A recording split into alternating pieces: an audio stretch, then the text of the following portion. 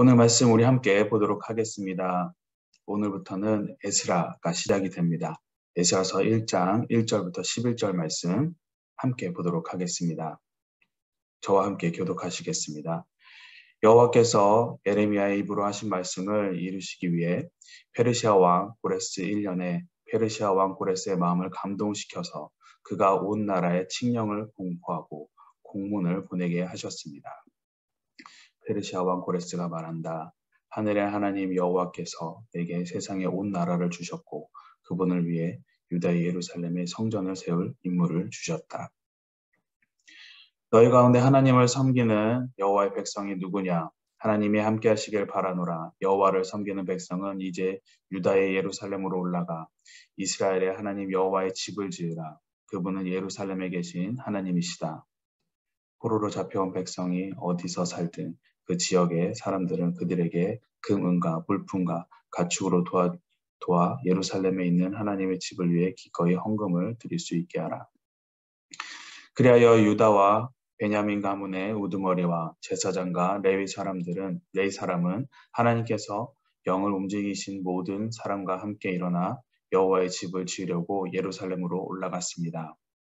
그 주변 사람은 모두 그에게 금은과 물품과 가축과 귀한 선물로 도와주었고 모든 예물도 기꺼이 내주었습니다. 더구나 고레스 왕은 느부갓네살이 예루살렘에서 가져와 자기 신전에 들여놓았던 여호와의 성전 기물을 꺼냈습니다. 페르시아 왕 고레스는 재무가 미드르닷의 손으로 그것을 가지고 나오게 했으며 미드르닷은 그 수를 세어 유다 총독 세스바살에게 주었습니다. 그 목록은 금 쟁반 30개, 은 쟁반 1000개, 칼 29개, 금 대접 30개, 그 다음은 은 대접 410개, 다른 그릇들 1000개로 11절 함께 읽겠습니다. 다 합해 금그릇, 은그릇이 5400개나 있었습니다. 포로로 잡혀갔던 사람들이 바벨론에서 예루살렘으로 올라갈 때 세스바살이 그것을 모두 가져갔습니다. 아멘.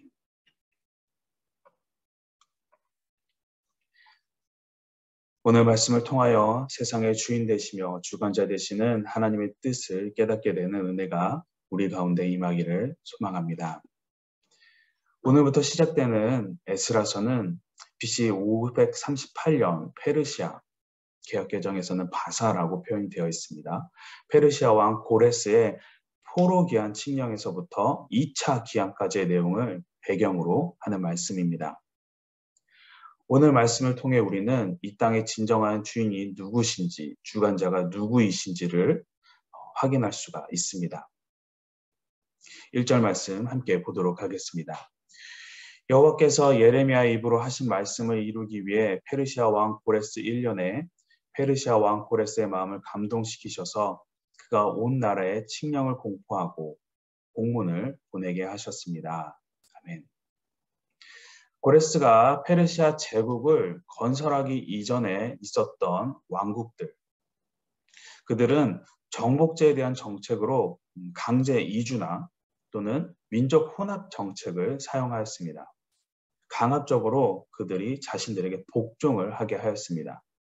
하지만 페르시아 이 바사 왕 고레스는 이들과는 다르게 정복제에 대해서 일정한 치안도 허락을 해주고 종교적인 자유도 허락을 해 주었습니다. 그래서 그들이 자발적으로 자신에게 충성하는 정책을 펼쳤습니다. 이스라엘 이 포로 기한과 성전 건축 허가 또한 고레스의 그러한 자발적으로 충성하게 하도록 하는 그 정책에서 나왔다라고 볼 수가 있을 것입니다. 그런데 1절을 보면은 이렇게 이야기하고 있습니다. 여호와께서 고레스의 마음을 감동시켰다라고 이야기합니다. 고레스가 이 포로 기한 성전 허가 칙령을 내린 그 정책의 배경에는 하나님이 계셨다는 것입니다. 고레스의 마음을 하나님께서 움직이신 그 결과물이라는 거죠. 고레스는 분명 자신의 정치적인 색깔, 그 기준에 따라서 정복제 그 백성들에게 자유를 줍니다. 자발적인 충성을 유도하는 정책을 폈습니다. 하지만 그러한 정치적인 판단을 내릴 수 있게 하신 것이 바로 하나님이셨다는 겁니다. 세상을 보면은 역사적인 흐름을 결정하는 그 중대한 사건들이 그 강한 힘을 가진 사람들의 그 몇 명의 그 결정에 의해서 내려지는 것처럼 보입니다. 특히 세계의 그 큰 흐름을 바꾸는 전쟁들이 있는데 그 전쟁이 시작되는 것을 보면은 당시에 그 통치자의 그 욕심으로 비롯된 것들이 많음을 우리는 알 수 있습니다. 그렇게 인간이 역사를 움직이는 것처럼 보입니다. 하지만 정말로 인간의 힘으로 세상이, 역사가 움직이는 것일까요? 성경에서 이렇게 이야기하고 있습니다. 여러분들이 잘 알고 있는 잠언에서 이야기하는데 잠언 16장 1절에서 이렇게 얘기합니다. 마음의 계획은 사람에게 있어도 결정은 여호와께 있다. 16장 9절 사람이 마음으로 자기 앞길을 계획한다고 해도 그 걸음은 여호와께서 이끄신다. 19장 21절 사람의 마음에는 많은 계획이 있으나 오직 여호와의 뜻만이 이루어진다. 이 말씀들이 우리에게 이야기하는 것은 무엇일까요? 인간이 생각하고 계획을 한다고 해도 모든 것은 하나님께서 인도하신다는 것입니다. 하나님께서 주관하신다. 즉 세상의 중요한 사건들은 몇몇의 핵심적인 인간의 힘으로 결정되는 것처럼 보이지만 결과적으로 궁극적으로는 하나님의 섭리에 따른 결과물이라는 것입니다. 여러분 세상의 주인은 저희들 인간이 아닙니다. 진정한 주인 되시는 분은 하나님이십니다. 우리의 주인 되시고 아버지 되시는 하나님의 뜻, 그 뜻하신 바로 이루어집니다. 그렇기 때문에 우리는 하나님의 뜻이 무엇인지를 잘 살펴보아야만 합니다. 그렇게 하나님의 뜻을 잘 살펴보아서 그 뜻을 알게 되고 깨닫게 되었으면 어떻게 해야 됩니까? 순종하시기 바랍니다. 하나님의 뜻을 살펴보고 순종함을 통하여서 주님께서 주시는 형통함을 누리는 우리 모두가 되기를 소망합니다. 1절에서 하나님께서 그 고레스의 마음을 감동시키셨다라고 하였습니다. 하나님께서 이 고레스의 마음을 감동시킨 이유는 단지 하나님의 그냥 갑작스러운 그냥 판단, 마음의 변화로 인한 것이 아니었습니다. 1절에서 이야기하죠. 여호와께서 예레미야의 입으로 하신 말씀을 이루기 위해 고레스의 마음을 감동시키셨다. 하나님께서 예레미야를 통해서 하신 약속을 지키시기 위해서 고레스의 마음을 감동시키셨다라고 합니다. 예레미야의 입으로 하신 말씀. 이 예레미야서를 통해서 뭐라고 하셨을까요? 예레미야서에서 이렇게 이야기합니다. 하나님께 범죄한 남유다를 심판하여서 70년간 바벨론을 섬기고 멸망케 하실 것이다. 그 뒤에 바벨론이 멸망하게 될 것이고 이스라엘은 포로 생활 70년이 차면은 그때 되면 다시 돌아오게 될 것이다 라고 이야기를 합니다. 예수님께서 예레미야를 통해서 하신 말씀은 이스라엘의 심판 예언이면서 이스라엘의 회복에 관한 예언을 하셨습니다. 고레스 왕이 바벨론을 무너뜨리고 페르시아 제국을 건설을 합니다. 그때가 정확히 이스라엘이 바벨론 포로로 끌려간 70년이 되는 때였습니다. 예레미야를 통해서 약속한 그때가 되었고 이때에 하나님께서는 고레스의 마음을 움직이셨습니다. 하나님의 예언의 말씀을 이루기 위해서, 약속의 말씀을 이루기 위해서 그렇게 이스라엘을 귀환하고 그들에게 회복이 일어납니다. 사람들은 살아가면서 많은 약속들을 합니다. 연인 간의 약속, 부모 자식 간의 약속도 있고 기업들 간의 약속도 있고 나라들 간의 약속, 정말 많은 약속들이 맺어지면서 우리는 이 땅 가운데 살아갑니다. 하지만 이런 그 사람들과 사람들 사이에서 일어난 약속은 변하기도 합니다. 지키기 어려질 때도 있고 지키고 싶지만 지키지 못할 때도 있습니다. 그 지키지 못한 이유는 마음의 변화도 있고 상황의 변화도 있을 것입니다. 또는 너무나도 지키고 싶지만 능력이 되지 못해서 지키지 못할 경우가 있습니다. 왜? 사람들에게는 한계가 있기 때문입니다. 하지만 하나님은 어떠십니까? 변함이 없으신 분이시죠. 능력에 제한이 없습니다. 한계가 존재하지 않습니다. 무엇보다 하나님은 신실하시고 의로운 분이시기 때문에 약속을 반드시 지키시는 분이십니다. 이런 하나님께서 아브라함과 약속하셔서 별과 같은 많은 자녀를 주는 것을 보았습니다. 예레미야서를 통해서 약속하신 것처럼 정확한 때에 이스라엘에게 지금 회복을 일으키시는 것을 우리는 보고 있습니다. 그리고 신약에서 예수님을 여자의 후손으로 낳게 하심으로 인류의 죄를 구속하는 것을 우리는 알고 있습니다. 이처럼 하나님의 약속은 크든 작든 언제 어디서든 다 이루어지고 이루어질 것입니다. 사람에게 하신 약속은 꼭 이루어진다고 이야기하면 지금처럼 이렇게 이야기를 하면은 많은 사람들이 이것에 대해서 하나님이 약속을 100% 지키신다라는 것에서 약간 갸우뚱하실 때가 있습니다. 100% 신뢰하지 않으시는 분들이 간혹가다 계세요. 내가 기도하고 그래서 말씀으로 확인도 받은 것 같고 주님께서 마음의 감동도 주셨는데 하나님께서 하신 약속이 이루어지지 않은 것들이 있다라는 거예요. 왜 이루어지지 않았는데 나는?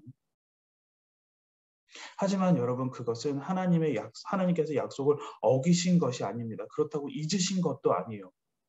그것은 아직 하나님께서 정하신 그때가 이르지 않은 것입니다.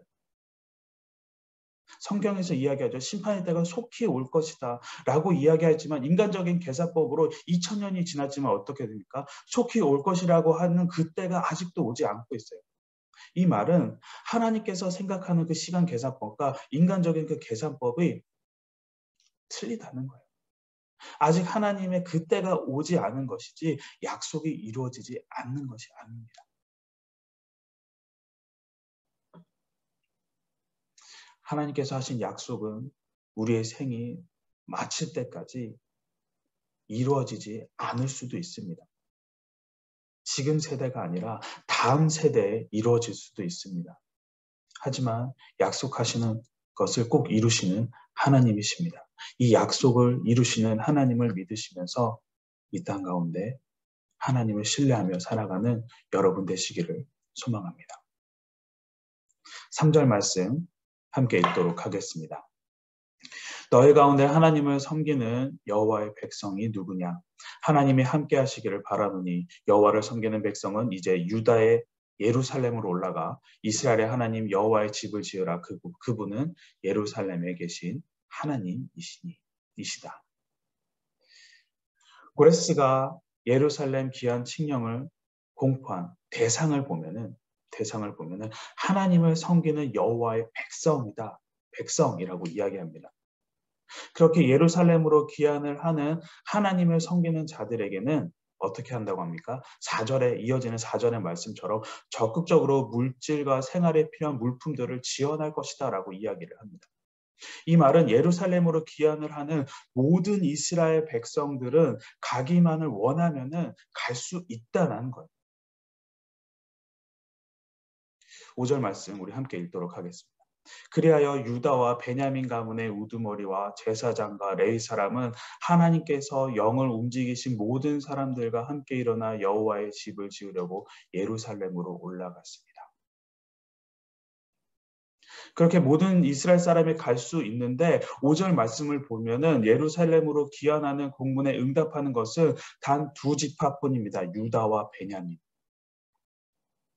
하나님은 남유다만을 국한시켜서 귀환하라고 하지 않으셨습니다. 북이스라엘도 함께 포함시켜서 모든 이스라엘 백성들이 갈 수 있다라고 하셨는데 그래서 고레스를 통해서 귀환 칙령을 모든 이스라엘 사람들에게 듣게 하셨습니다.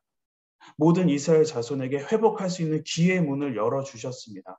하지만 소수의 사람을 제외하고는 모두 그 문을 가지 않습니다. 두 지파를 제외한 다른 지파, 10지파는 움직이지 않습니다. 왜 다른 지파들은 움직이지 않았을까요?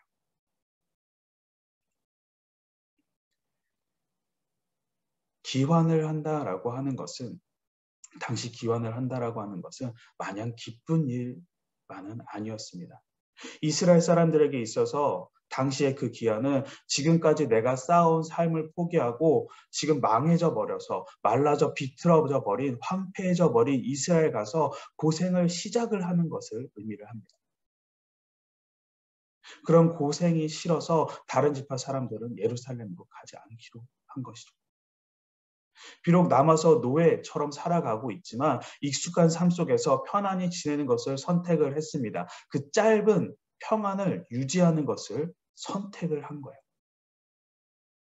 하지만 그들은 포기했습니다. 무엇을 포기했는가? 하나님의 자녀로서 영원한 회복의 길을 그들은 포기하였습니다.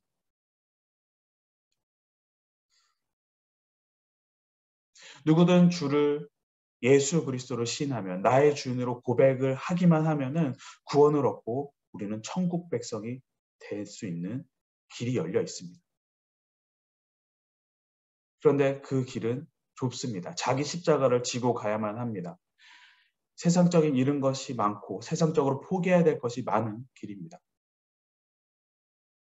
그렇기 때문에 이러한 사실을 알고 있음에도 고백하기만 하면 하나님의 자녀가 됨을 알고 있음에도 선택하지 않는 사람들이 있습니다. 그 때를 미루는 사람들이 있어요. 왜? 지금의 세상적인 즐거움과 평안함, 쾌락을 놓고 싶지 않기 때문입니다. 내려놓을 것들이 눈앞에서 아른아른 거리기 때문이에요. 그리고 하나님의 말씀하신 그 길, 그 좁은 길을 선택했을 때 자기에게 올 수많은 제약들, 이것들이 싫은 거예요. 견디기 어렵다고 생각해서 포기해 버렸기 때문입니다. 하지만 여러분, 그럼에도 불구하고 우리가 이 구원의 길을 가야 하는 것은 비록 지금은 힘들어도 지금은 어려워도 그 길 마지막에 계신 분이 주님이시기 때문입니다. 주님과 함께하는 천국이 우리 앞에 펼쳐질 것이기 때문입니다. 세상에 주는 그 어떠한 기쁨보다도 비교할 수 없는 감동이 우리에게 임할 것이기 때문입니다. 짧은 평안이 아닌 하나님이 주시는 영원한 평안, 생명의 길을 걷는 우리 모두가 되기를 축복합니다. 이스라엘로 귀환하라는 여호와를 섬기는 이스라엘 백성들에게 고레스왕은 물품과 가축뿐만 아니라 예루살렘 성전에서 전리품으로 가져왔었던 느부갓네살이 가져왔었던 여호와의 성전 기물을 함께 보냅니다. 우리 11절 말씀 함께 읽도록 하겠습니다. 다 합해 금그릇, 은그릇이 5,400개나 있었습니다. 포로로 잡혀왔던 사람들이 바벨론에서 예루살렘으로 올라갈 때 세스바살이 이것을 모두 가져갔습니다. 이스라엘 백성의 예루살렘 귀환은 단순한 포로 생활에서의 그 해방이 아닙니다. 성전 기물 없이 귀환을 하였다면 포로 생활의 그 장소가 박힌 것에 매한가지였을 것입니다. 하지만 솔로몬 때 만들어진 하나님께 그 제사 드릴 때 사용되었던 성전 기물이 함께 예루살렘으로 가게 됐습니다. 그렇기 때문에 이들의 귀환은 하나님의 성전 재건을 의미를 합니다. 하나님의 성전 재건에 갖고 있는 의미는 하나님과의 그 교제의 회복이고 하나님을 높이는 예배의 회복입니다. 하나님의 백성된 자들은 하나님의 교제가 이루어져야만 합니다. 구약시대 때는 하나님과의 그 교제가 제사를 통해서 이루어졌죠. 그리고 하나님께 제사를 드리기 위해서는 성전 기물들이 필요했습니다. 하지만 예수 십자가의 사건과 부활 이후에 우리는 하나님과의 직접적인 교제를 할 수 있게 되었습니다. 하지만 하나님과의 그 올바른 교제가 이루어지기 위해서는 제사를 드리기 위한 성전 기물이 필요한 것처럼 우리에게 필요한 것이 있습니다. 우리에게 필요한 것은 바로 예수 그리스도에 대한 믿음이 필요합니다. 말씀에 대한 순종이 필요하고 주님의 마음이 우리 마음과 함께하고 주님과 우리의 동행하심이 필요하죠. 이를 통해서 주님과 예배가 이루어지고 주님과의 만남이 이루어지게 됩니다. 주님과의 깊은 교제가 우리 가운데 이루어지는 것입니다. 우리 가운데 하나님과의 깊은 교제, 하나님과의 깊은 만남, 예배의 회복, 이 관계의 회복이 이루어지기를 원합니다. 사랑하는 성도 여러분, 하나님께서는 우리를 위한 계획을 창조 이전부터 계획하셨습니다. 그리고 그 약속의 계획을 지키시기 위해서 항상 우리에게 그 선한 길로 인도하십니다. 우리에게 영원한 평안을 주시길 원하시는 분이세요. 우리를 바라보고 계시고 우리와 동행하고 계십니다. 이런 주님을 향한 믿음을 품으시기 바랍니다. 이를 통해서 하나님과의 그 관계 회복이 일어나기를 원합니다. 우리의 삶을 통해 주님께 예배를 드리고 주님과 교제하는 우리 모두가 되기를 주님의 이름으로 간절히 소망합니다. 오늘 말씀을 가지고 우리 함께 기도하도록 하겠습니다. 오늘 말씀 가지고 함께 기도할 때에 이 땅의 주인 되시고 주관자 되시는 하나님, 그분의 뜻이 무엇인지 주님 깨닫는 지혜를 허락하여 주시옵소서. 약속하신 때가 이를 때까지 주님 기쁨으로 인내하는 자가 되게 하여 주시고 주님만을 의지하는 자 되게 하여 주시옵소서. 주님께서 열어주신 그 길을 걸어나가는 예배자의 모습으로 삶을 살아가게 하여 주시옵소서. 우리 함께 기도하도록 하겠습니다.